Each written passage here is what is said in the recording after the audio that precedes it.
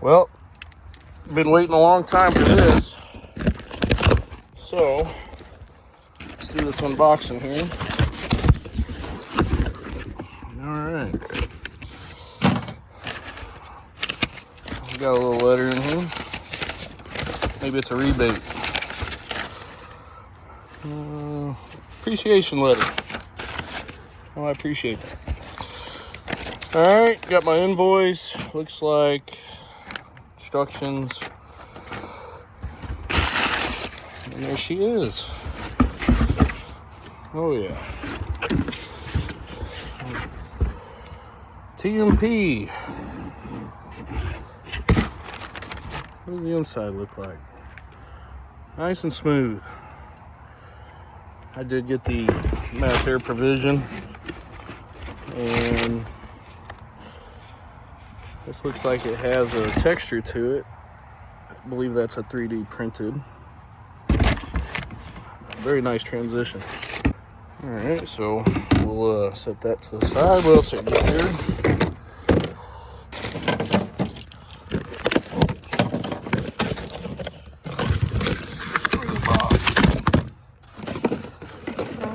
Silicone coupler. Everybody loves the decals. Pretty good size.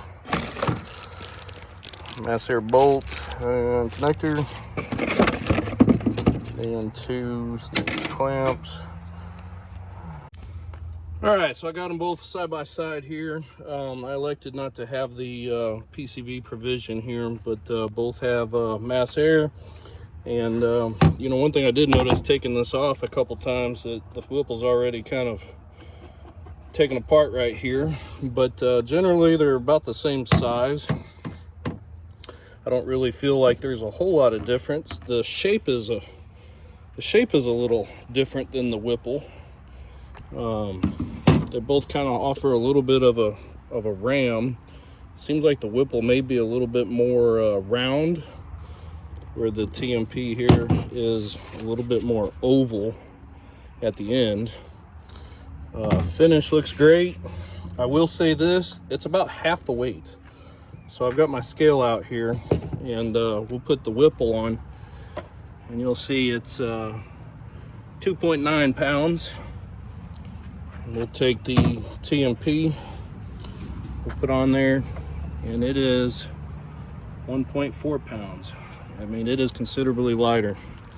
So whether it's got a performance advantage, I'll get on the dyno, get that, swap them back and forth and find out. But mainly wanted this piece. I've got to repair some paint on my car, and I want to get this sanded and painted red fire to match the car. I think it'll look real nice.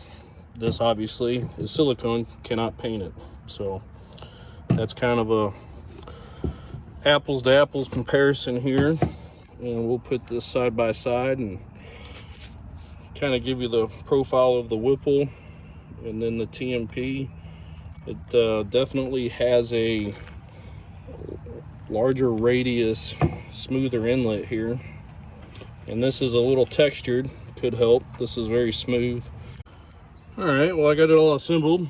I'm fixing to go put it on the car. I would like to say that the mass air sensor, I tried using the screws from the old one. Actually, I ended up having to use the supplied screws because mine were too long. So glad that he provided screws, and the fit in there is real nice and went together real well.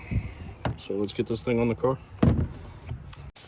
All right, I got it in. The instructions that I did not read, that the owner told me to read. The Whipple that I have, I had the standard inlet for the idle air control valve here. So all I'll have to do is reroute it to here. So I think the design now is to run under the rail. I've got a fuel line underneath there. I'll see if I can try to snake it under there, but I'm gonna have to go buy me a longer hose so I can get that worked up. The instructions also said to put the coupler on the intake and put it on. I found it to be much easier to put the coupler on the throttle body first, and then it was easier for me to get the tube stuck in. But it's in there. It's a perfect fit, just like the Whipple is. It doesn't actually touch. And my little 90-degree vent here is right on it, but that's just how it was on the other one. So I think it looks pretty good. Well, I got her out, fixing to give her a bath and see what this TMP intake will do. So, pretty big, looks good. Alrighty, now that I finally gave her a bath, I'm gonna take it out for a spin and see what this intake does.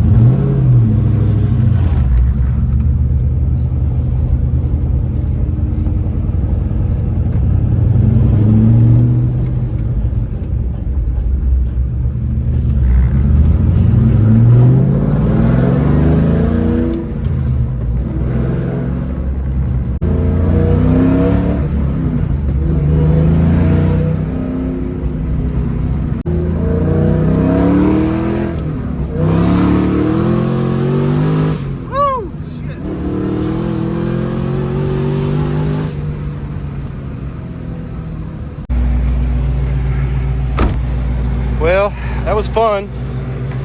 Can't tell you anything about power because I'm not a dyno, but I will say this. Looks good.